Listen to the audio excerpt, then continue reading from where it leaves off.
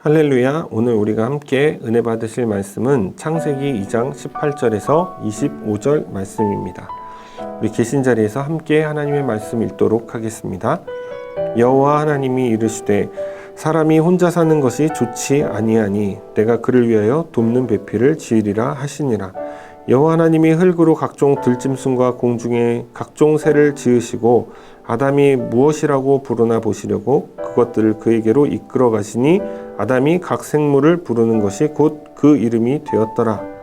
아담이 모든 가축과 공중의 새와 들의 모든 짐승에게 이름을 주니라.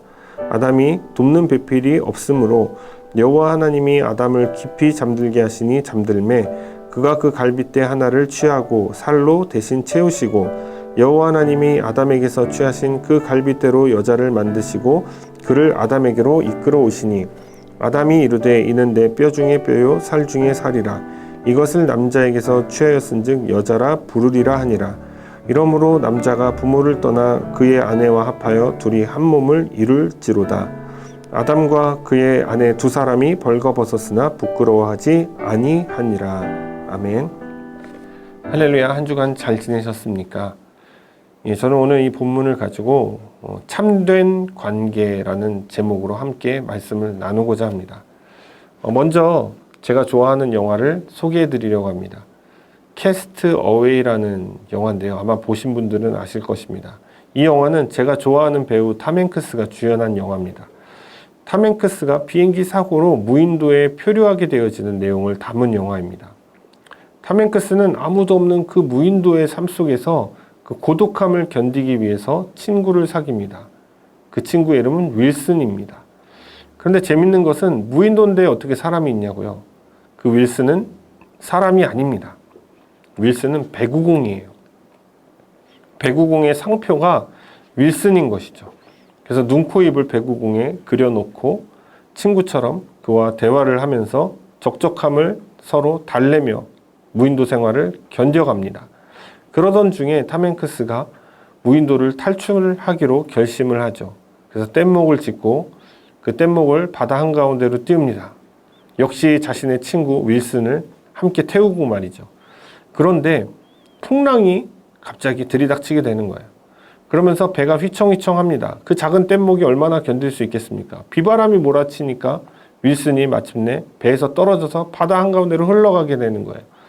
그런데 여러분, 저와 여러분 같으면 그 배구공 하나 줍자고 그 파도가 몰아치고 비바람이 부는 그 바다로 여러분 뛰어드시겠습니까? 근데 재밌는 것은 탐 행크스는 그런 걸 생각하지 않아요. 가차없이 뛰어듭니다. 그리고 그 배구공을 건져내죠. 이 장면을 보면서 제가 한 가지 생각한 것은 사람은 혼자는 도무지 살아갈 수가 없구나. 꼭 누군가 같이 살아야 되는 것이 바로 사람이구나라는 것을 깨닫게 되어졌습니다. 아리스토텔레스가 그런 말을 했습니다.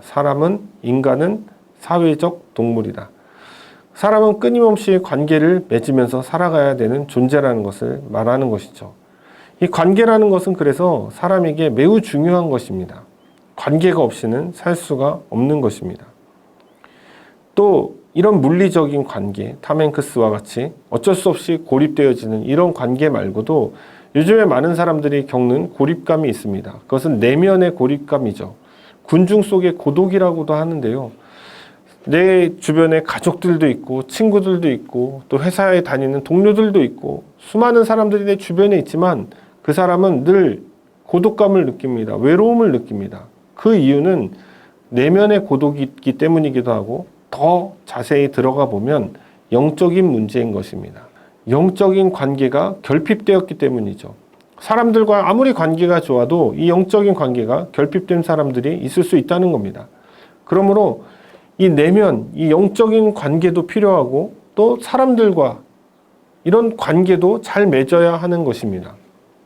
이 두 가지 관계를 성공적으로 맺을 때에 비로소 사람은 안정감을 누릴 수 있다라고 말할 수가 있게 되어지는 것이죠. 오늘 본문을 통해서 저는 어떻게 누구와 관계를 맺고 그 관계의 방향이 어떻게 되어야 되는지에 대해서 함께 나눠보기를 원합니다. 오늘 본문 18절에 이렇게 시작을 하고 있습니다. 여호와 하나님이 이르시되 사람이 혼자 사는 것이 좋지 아니하니. 하나님께서 사람을 지으실 때에 애초에 혼자 살도록 그렇게 만들지는 않으셨다는 것을 의미하는 것입니다. 그러니까 혼자 사는 것이 좋지 않다라고 말씀하신 것 중에 이 좋지 않다라는 것은 마치 이 세상이 완벽하지 않기 때문에 뭔가 결핍되어 있기 때문에 하나님께서 수정 보완할 필요가 있어서 그런 말씀을 하신 게 아니고 하나님께서 이렇게 해서 너희가 같이 있게 된 것이라는 것을 미리 알려주시는 것이죠. 그러니까 신차가 먼저 양산되기 전에 그 오토쇼 같은 데서 미리 보여주잖아요. 이런 식으로 나온다. 예, 이런 거랑 비슷하다고 여러분 생각하시면 됩니다. 만약에 이게 하나님께서 만드신 세상이 완벽하지 않았다라고 트집을 잡는 분이 혹시 계실까봐 제가 한 가지 더 예를 들면, 만약 그런 식으로 따지자면 24절에 이런 이야기가 나오잖아요. 남자가 부모를 떠나 그의 아내와 합하여 둘이 한 몸을 이룬다. 아담과 그 여자 하와가 부모를 떠나서 한 몸을 이룬다, 이 말이 여기에 나온 것은 아담과 하와 전에 부모가 누군가가 위에 있었다는 것이다. 그 부모가 누구냐? 바로 나다. 이러면서 이단이 탄생을 하는 거예요. 그러니까 우리가 성경을 읽을 때 그 당시 배경과 그리고 독자와 또 이 책을 쓴 사람과 그리고 또 이게 그 당시 문화적 환경 속에서 어떤 식으로 표현되길 원했는지 이런 것들을 다 검토하고 이거를 해석해 나가야 되는 것입니다. 그래서 굉장히 중요한 것이죠. 그러나 마구잡이식으로 하면 그냥 있는 문자 그대로 한번 해석해 보겠다, 이렇게 나와버리면 결국에는 문맥이나 이런 거랑 다 틀어져 버리는 거예요. 저자의 의도와는 전혀 상관없는 얘기를 하게 된다는 것이죠. 하나님께서 아담에게 돕는 배필을 주실 것이라는 자신의 계시를 하신 것이죠. 자신의 계시를 보여주신 것입니다. 우리도 성경을 통해서 늘 하나님의 계시를 보고 있는 것입니다. 그것을 직접 계시라고 하죠. 하나님께서 늘 밝히 보여주시는 것이죠. 자신의 뜻을, 자신의 진짜 워딩, 자신의 말씀을 우리에게 보여주고 계시는 것입니다. 자, 이어서 19절에서 20절을 보면 아담에게 하나님께서 동물들, 모든 동물 그리고 모든 각종 새들을 다 이끌고 가는 장면이 나옵니다. 한번 읽어볼까요? 여호와 하나님이 흙으로 각종 들짐승과 공중의 새를 지으시고 아담이 무엇이라고 부르나 보시려고 그것들을 그에게로 이끌어 가시니 아담이 각 생물을 부르는 것이 곧 그 이름이 되었더라. 아담이 모든 가축과 공중의 새와 들의 모든 짐승에게 이름을 주니라. 이 장면을 우리가 조금 더 상상력을 발휘해서 한번 떠올려 보시기 바랍니다. 하나님께서 자신의 피조물들에게 이름을 지어주는 게 당연한 거 아닐까요? 그게 어쩌면 더 쉽습니다. 그냥 아담에게 야, 얘는 뭐고 이렇게 쭉 그냥 설명하시면 끝날 문제예요. 근데 왜 그것들을 다 데리고 가십니까? 그 데리고 가신 장면을 한번 떠올려 보십시오. 그 많은 동물들을 하나님께서 쫙 이끌고 가시는 거예요. 막 위에는 막 새가 날라오고 옆에는 막 동물들이 쫙 따라오는 거예요. 각기 종류별로 막 오는 겁니다. 아담에게 오는 거예요. 저 멀리 발치에 아담이 서 있는데 하나님께서 다 이끌고 오시는 거예요. 그러면서 아담에게 야, 너 이름 한번 지어봐라. 여러분, 이 장면 굉장히 스펙타클하고 역사적인 장면입니다. 영화로 따지면 킬링 포인트예요. 이 장면을 위해서 이 영화가 있다고 봐도 무방할 정도로 그만큼 스케일이 큰 것입니다. 하나님께서 자신이 다 만들어 놓으신 세상에 그냥 아담이 걸어다니고 따먹고 그냥 이렇게 지내게 애완동물처럼 그렇게 하신 게 아니라는 거예요. 하나님께서 그 많은 동물들, 자신이 지으신 그 모든 새들과 동물들을 이끌고 아담에게 직접 가시는 거예요. 왜 가시느냐? 아담이 이름 짓게 하려고. 저는 이 장면에서 이 하나님의 의도를 아주 조금 엿볼 수가 있었습니다. 그것은 하나님이 너무 사랑하시고 사람을 너무 사랑하셨기에 사람과 함께 하기를 원하신다는 거예요. 너무 사랑하셨기 때문에. 여러분, 창세기 1장에 한번 창조 사역을 들여다볼까요? 거기에 보면 하나님께서는 자신이 만드시고 이름을 자신이 붙여서 부르세요. 한번 5절을 보면 빛을 낮이라 부르시고 어둠을 밤이라 칭하시니라. 부르셨다. 8절을 보면 궁창을 하늘이라고 부르셨다. 그리고 10절에 보면은 묻을 땅이라고 부르고 물을 바다라고 부르셨다. 그러니까 하나님 이미 이름을 다 만드신 후에 바로바로 즉각적으로 부여하시잖아요. 근데 왜 아담에게 이끌고 가셨을까요? 너무 사랑하고 사람을 너무 사랑하고 또 사람과 함께 자신의 사역을 공유하기를 원하시는 거예요. 자신을 드러내시고 자신과 함께 하기를 원하신다라는 그 뜻을 보여주시는 거 아니겠습니까? 여러분, 오늘날도 신자, 자신의 백성들에게 하나님께서 이 성경 말씀을 통해서 계속 보여주시잖아요. 자신을 드러내시고 자신을 보여주시고 자신과 함께 하기를 원하신다고 끊임없이 성경을 통해서 저와 여러분에게 말씀하고 계시는 것입니다. 이 예배를 통해서 여러분들의 매 순간의 삶 속에서 하나님께서 그렇게 역사하고 계시는 거예요. 근데 우리는 듣지 않죠. 무지하죠. 우리는 외면을 합니다. 처음에 아담은 그러지 않았습니다. 아담은 그 불러온 동물들과 새들을 하나하나 이름을 불러주었어요. 이름을 지어주었어요. 그러니까 그것이 그 이름이 되니라 라고 말씀하고 있는 것입니다. 피조물에게 이름을 붙일 권리는 창조주에게 있는 것이 온당합니다. 그런데 하나님께서 아담에게 짓도록 허락하신 것입니다. 저는 그래서 2장 7절에 이런 장면이 나와요. 하나님께서 사람을 지으시고 생기를 그 코에 불어넣으셨다라는 장면이 나오는데, 저는 이것을 지금 우리가 함께 나눴던 그 말씀을 토대로 보았을 때는 조금 더 뭔가 문학적인 표현이 좋을 것 같아요. 이건 성경이 아니기 때문에, 제가 말하는 건 성경이 아니기 때문에 뭐 그냥 무시하셔도 좋지만 저 같으면 이렇게 표현할 것 같아요. 하나님께서 사람을 지으시고 그 코에 사랑의 생기, 사랑의 온기를 불어넣으셨다. 하나님 자신이 사랑이지 않습니까? 그래서 그 사랑의 숨결을 불어넣으신 것이 아닌가. 저는 그렇게까지 표현하고 싶다는 거예요. 왜냐하면 하나님은 사랑이시기 때문입니다. 사랑의 하나님께서 사람에게 자신의 권리까지도 양도하고 자신의 모든 계획을 밝혀 보여주시는 분이에요. 사랑하니까. 또 그와 함께 자신이 지으신 이 아름다운 세상을 공유하기를 원하셨다는 것입니다. 하나님께서는 사람에게도 혼자가 아니라 함께하도록 돕는 배필을 통해서 그렇게 디자인하셨고, 하나님 자신도 사람과 함께 하시기를 원하셨다는 것입니다. 그래서 모든 사람은 관계를 맺어야 하는데, 첫 번째로는 사람과의 관계가 중요한 것이고, 두 번째는 영적인 관계, 하나님과의 관계를 맺을 수 있어야 된다는 것입니다. 그러면 이렇게 저와 여러분이 관계 속에서 살아야만 하는 존재라면 이 관계를 어떤 방식으로 맺을 때 온전한 관계, 오늘 제목처럼 참된 관계가 될까요? 먼저 사람과의 관계가 어떤 건지 살펴보기를 원합니다. 여러분, 좋은 관계를 맺으려면 어떨까요? 저 사람은 참 관계를 잘 맺어, 이렇게 이야기할 때 어떨까요?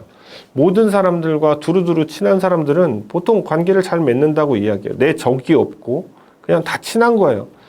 남들에게 특별히 그런 사람들은 싫은 소리를 잘 안 합니다. 항상 좋은 얘기만 해주고 그냥 좋게 좋게 다 넘어가요. 원수 안 지려고 그러고. 그러니까 주변에 사람들이 많이 몰리기도 합니다. 또 뭐 자신이 가진 그런 매력들이 있기 때문에 사람들이 몰리기도 하는 것이겠죠. 그렇다면 인간관계가 넓다면 그 사람은 바람직한 관계, 참된 관계를 맺는 사람이다 라고 단정할 수 있을까요? 그것이 나쁘다는 이야기를 하는 것이 아닙니다. 그렇다면 반대로 막 사람을 좁게 만나고 고립되어 있는 것 같이 사는 그런 삶을 산다면 그 사람이 우리가 보기에 그렇게 보인다고 했을 때 관계를 잘 맺는 사람이 아니다라고 또한 단정 지을 수도 없는 것입니다. 성경적인 관계는 어떤 것일까요? 만약에 여러분들이 그런 인간적인 관계, 세상적인 기준으로 막 사람들과 잘 지내고 이런 것이 좋은 관계고, 약간 좀 고립돼 보이고 좀 외골수 같이 보이는 그런 사람들을 볼 때에 그 관계가 바르지 못하다고 이렇게 단정 지어버리면 성경에 나오는 인물들 중에는 여러분 제대로 관계 맺는 사람들이 거의 없는 것입니다. 한번 볼까요? 예레미야를 한번 보도록 하겠습니다. 여러분, 예레미야는 정말 고립된 사람 중에 고립된 사람이었습니다. 그는 다른 선지자들과 달랐기 때문이에요. 일명 거짓 선지자라고 말하죠. 그 사람들에게 왕따를 당했습니다. 남유다가 멸망할 것을 예고했죠. 그 당시에 다른 거짓 선지자들은 우리는 안전하다, 하나님께서 지켜주신다, 적들은 다 물리치고 도망가게 될 것이다. 이렇게 잘못된 말을 했어요. 하나님의 뜻과는 전혀 상관없는 말을 했습니다. 그래서 결국에는 어떻게 됐습니까? 남유다가 멸망하고 바벨론으로 다 끌려가게 되어지죠. 그리고 70년 후에 예레미야가 말한 대로 다시 돌아오게 되어지는 것입니다.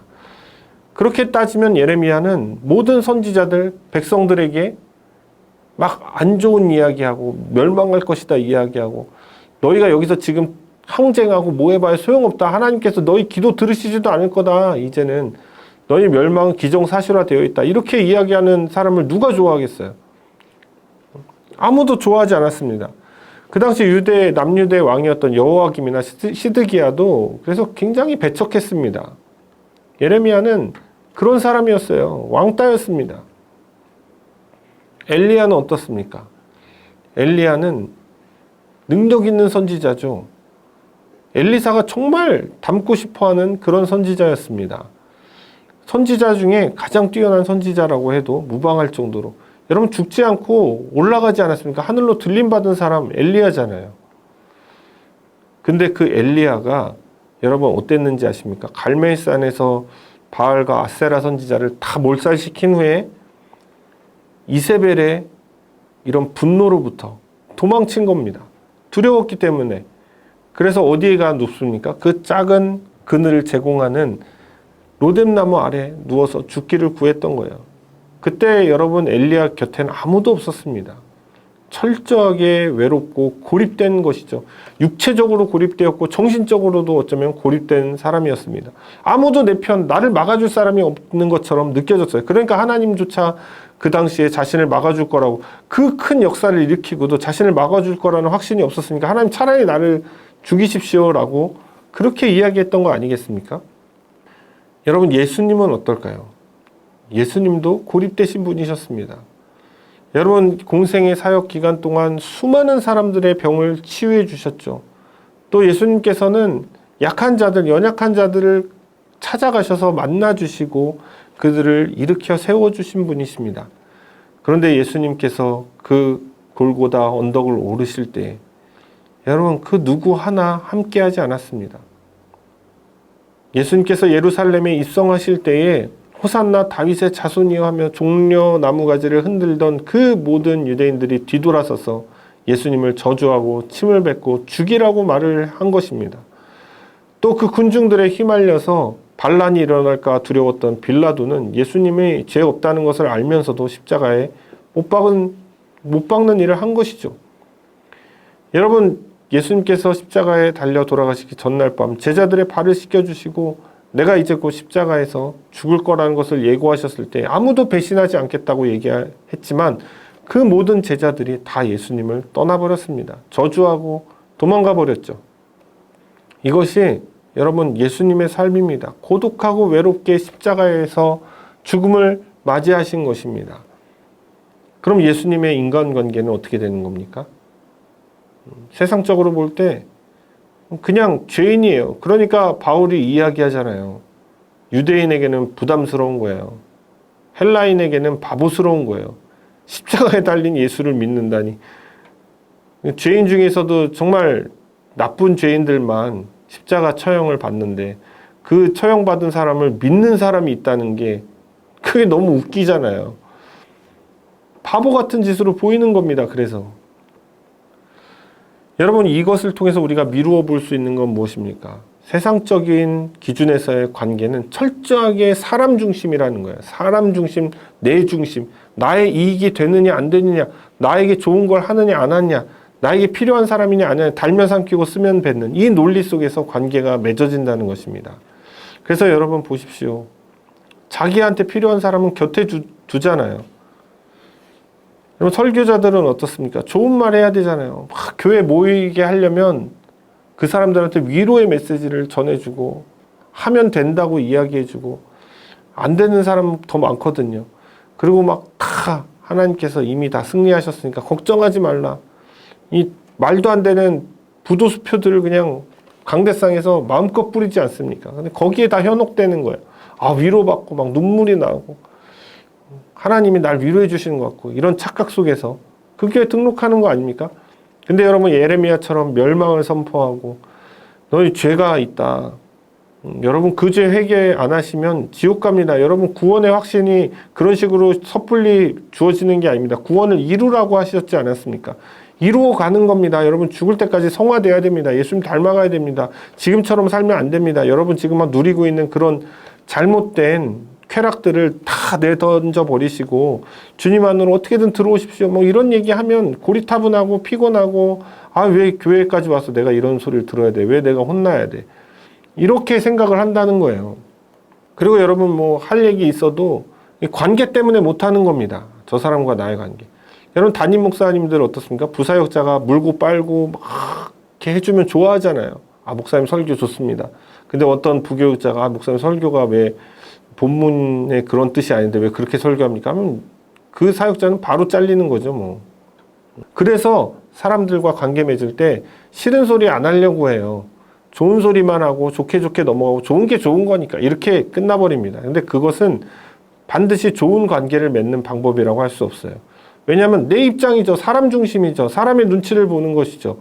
그렇게 해서 관계를 좋게 맺어간들 그것이 참된 관계라고 성경적으로 볼 때는 볼 수가 없다는 거예요. 오늘 본문에서는 어떻게 관계를 맺으라고 할까요? 오늘 본문은 하나님 중심적인 관계를 맺으라고 말씀하고 있는 것입니다. 한번 21절에서 23절 볼까요?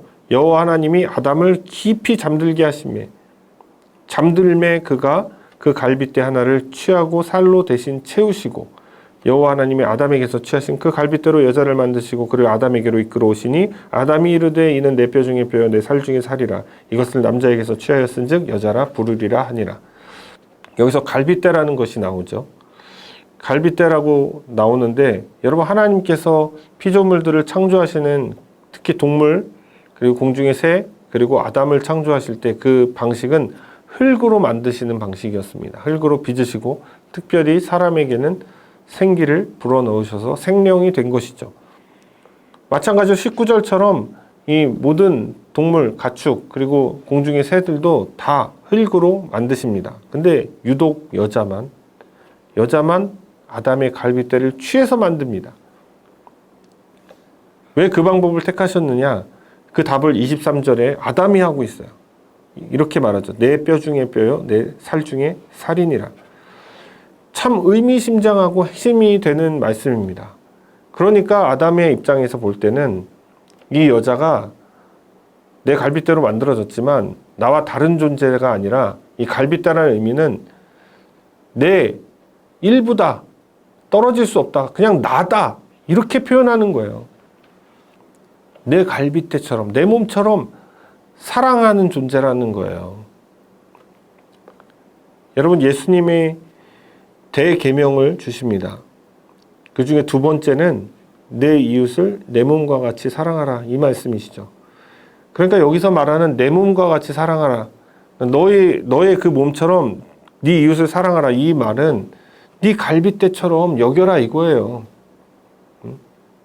네 이웃을 그런 식으로 사랑하라는 거예요. 너 자신을 사랑하듯이 사랑하라는 거예요. 아프면 함께 고통을 느끼는 것입니다. 다른 사람이 아플 때. 그것이 바로 참된 관계를 맺는 첫 번째 단추라는 것입니다. 근데 이웃과 관계를 맺을 때 내가 끊임없이 내 힘으로 사랑하면 여러분 어떻게 되겠습니까? 금방 지칩니다. 아무리 사랑해도 그 사람의 반응이 없고 그 사람이 내 사랑에 고마워하지 않으면 사람은 다 지쳐요. 그래서 이웃을 사랑할 때는 방법이 있는 거예요. 내 힘으로 사랑하는 게 아닙니다. 내 이웃을 내 몸과 같이 사랑하라 하신 이 말씀을 주신 그 예수님의 사랑으로 사랑을 해야 하는 거예요. 왜냐하면 예수님의 사랑은 끝이 없거든요. 예수님의 사랑은 계속해서 샘솟아 나오는 것입니다.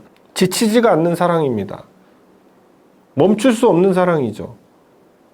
그것을 조금 더 단순하게 표현해 보면 복음적 관계 안으로 들어가라 라고 말씀을 드릴 수가 있는 것입니다. 그러니까 이웃을 사랑하는 것, 그리고 내 갈빗대로 여기는 것, 이웃과의 관계, 사람과의 관계는 바로 복음적 관계로 들어가는 거예요. 이게 하나님 중심적인 관계로 나아가는 거예요. 하나님의 뜻이기도 하잖아요. 하나님께서 우리를 세상에 보내신 것입니다. 저와 여러분을 보내셔서 그 가운데 예수 그리스도를 전하는 삶을 살게 하셨어요. 그게 우리 인생의 사명입니다. 목표입니다. 우리가 살아가는 이유예요. 그러면 그 관계를 그런 식으로 맺어야죠. 내 힘으로 사랑하는 것은 안 된다니까요. 부부도 권태기가 있는 것이고 아무리 사랑해도 끝이 있는 거예요. 죽음도 갈라놓을 수 없는 그 사랑, 예수님의 그 사랑, 그 사랑으로 이웃을 사랑하라는 겁니다. 그것이 바로 하나님 중심적인 삶이요, 내 갈빗대, 내 이웃을 내 몸과 같이 사랑하는 그런 삶이요, 그리고 온전한 참된 관계로 나아가는 길임을 믿으시기를 바랍니다. 그렇다면 두 번째로 하나님과의 관계는 어떻게 맺어야 할까요? 하나님께서 본문을 통해서 보여주시는 것은 우리가 앞에 제가 충분히 그 본문 속에서 설명해 드린 것처럼 하나님께서 우리를 너무나 사랑하신다는 거예요. 하나님께서 우리를 얼만큼 사랑하시냐면, 여러분, 우리가 죄인이었을 때 어떻게 했습니까? 자신의 독생자를 보내주셔서 십자가에 죽게 하셨습니다. 바울은 그것을 뭐라고 표현하냐면 자기의 사랑을 확증하셨다라고 그렇게 표현을 합니다. 여러분, 요한은 이런 하나님의 존재 자체를 사랑이라고 표현합니다. 하나님은 사랑이시다라고 표현하는 것이죠. 하나님은 너무나 사람을 사랑하십니다. 그래서 성경 전체에 그것이 드러나요. 하나님이 얼마나 우리를 사랑하시는지. 그래서 아들을 보내주시기까지 그 약속을 하나님이 지켜가시면서 사람을 사랑하시는 모습들이 다 나오잖아요. 신약에 와서는 예수님을 통해서 자신의 사랑을 보여주시잖아요. 그리고 오늘날 어떻습니까? 성령을 통해서 하나님 아버지의 사랑을 느끼게 하시는 것입니다. 이 말씀을 통해서 또한 우리가 깨닫게 해주시는 것입니다. 하나님께서 우리를 이렇게 사랑하시면 일방적인 사랑이 되는 것입니다. 우리가 아무 반응이 없으면요. 그러나 우리가 하나님과의 온전한 관계를 맺으려면 하나님의 그 사랑에 우리가 응답해야 되는 것이죠. 그러기 위해서는 우리가 하나님을 사랑해야 되는 것입니다. 우리가 하나님을 뜨겁게 사랑해야 되는 거예요. 성경에도 보십시오, 여러분. 사람의 사랑, 하나님께서 어떻게 보면 좀 이런 표현이 좀 어울리지 않을 수도 있겠는데, 하나님께서 사람의 사랑을 갈구하시잖아요. 사람이 자신을 사랑하게 하기 위해서 하나님께서 얼마나 많은 노력을 하십니까? 하나님께서는 자신을 질투하는 하나님이다라고 그렇게 말씀하십니다. 여러분, 질투라는 것은요, 누군가 사랑하는 사람, 그리고 내가 정말 좋아하는 사람이 다른 쪽으로 눈을 돌릴 때 질투가 일어나는 것입니다. 딴 눈을 팔 때, 하나님 외에 다른 것을 사랑할 때 질투함을 느낀다는 거예요. 우리가 하나님을 사랑해야 온전한 관계 속으로 들어갈 수가 있게 되어지는 것입니다. 얼마나 하나님께서 우리를 사랑하셨으면, 여러분, 아담에게 동물들을 데리고 가서 자신의 사역, 자기가 할 수 있는, 본인이 하실 수 있는 그 모든 것들을 동참하도록 허락해 주셨을까요? 우리도 마찬가지로 하나님을 그러므로 뜨겁게 사랑해야 되는 것입니다. 그래서 여러분 나오잖아요. 구약에서는 뭐라고 나옵니까? 신명기 6장 5절에 너는 마음을 다하고 뜻을 다하고 힘을 다하여 내 하나님 여호와를 사랑하라. 그리고 예수님은 요한복음 15장 9절에서 또한 이렇게 말씀하십니다. 아버지께서 나를 사랑하신 것 같이 나도 너희를 사랑하였으니 나의 사랑 안에 거해라. 그것이 하나님을 사랑하는 것이다 라고 말씀하고 있습니다. 또한 마가복음 12장과 누가복음 10장 25절 이하에 하나님을 마음과 뜻과 힘을 다하여 사랑하라고 그렇게 말씀하고 있지 않습니까? 그러므로 우리는 하나님과 온전한 관계 속으로 들어가기 위해서는 한 가지 해결해야 될 게 있어요. 그것은 죄의 문제입니다. 죄가 있으면 하나님께 다가갈 수가 없는 것이죠. 그래서 죄의 문제를 해결하신 예수 그리스도를 통해서 하나님께 나아갈 수가 있는 거예요. 그래서 하나님과 사랑의 관계를 완성시켜 나갈 수 있다는 거예요. 여러분, 하나님과 사랑의 관계 속에 들어가면 우리 안에 무엇이 주어지느냐? 요한복음 14장 27절에 이렇게 말씀하고 있습니다. 평안을 너희에게 끼치노니 곧 나의 평안을 너희에게 주노라. 내가 너희에게 주는 것은 세상이 주는 것 같이 아니하니라. 너희는 마음에 근심하지도 말고 두려워하지도 말라. 평안이 찾아오는 거예요. 하나님과의 뜨거운 사랑을 하게 되어지면 우리 안에 평안이 생깁니다. 그러니까 제가 앞서 말씀드린 것처럼 내면의 공허함, 고립감, 외로움, 사람들이 아무리 주변에 있어도 채워지지 않는 그 외로움이 하나님으로 인해서 채워진다니까요. 사랑하는 여러분, 우리가 이처럼 세상의 관계가 아니라 복음적인 관계, 그리고 하나님과의 사랑의 관계를 맺을 때에 어떤 결과를 가져오게 될까? 25절에 보면 남자와 여자가 벌거벗었으나 부끄러워하지 않았다, 이런 표현이 나옵니다. 이것은 결혼 관계의 이야기를 하는 것이기도 하지만 중요한 것은 부끄러워하지 않는다라는 것이죠. 우리가 다른 사람과 관계를 맺을 때 복음적인 관계를 맺게 되어지면 용납하고 용서하는 관계가 되기 때문에 부끄러움이 없어지는 것입니다. 나도 빚진 자이기 때문이죠. 하나님과의 관계를 맺을 때 사랑의 관계 안으로 들어가게 되어지면 우리 죄의 문제가 해결되기 때문에 하나님과 내 사이에는 이제 죄가 없어지는 거예요. 죄를 기억조차 안 하시겠다는 거예요. 그러므로 우린 부끄러워할 그럴 것이 없는 것입니다. 하나님께 나아갈 때 지성소로 바로 들어갈 수 있는 거예요. 그래서 휘장 장막이 갈라진 겁니다. 예수님께서 십자가에 달려 돌아가실 때 이제 담대히 들어갈 수 있는 담력이 우리 안에 생긴 것입니다. 사랑하는 여러분, 이제 세상적인 관계에 목매지 마십시오. 세상적인 관계에 머물지 마십시오. 이제 하나님을 뜨겁게 사랑하며 하나님과의 관계를 맺으시고 또 이웃을 사랑하는 복음적인 관계, 내 몸과 같이 사랑하는, 내 뼈 중에 뼈라고 여겨지는 그런 복음적인 온전한 관계를 맺으면서 참된 관계를 맺으며 살아가시는 저와 여러분이 되기를 주님의 이름으로 축원을 드립니다.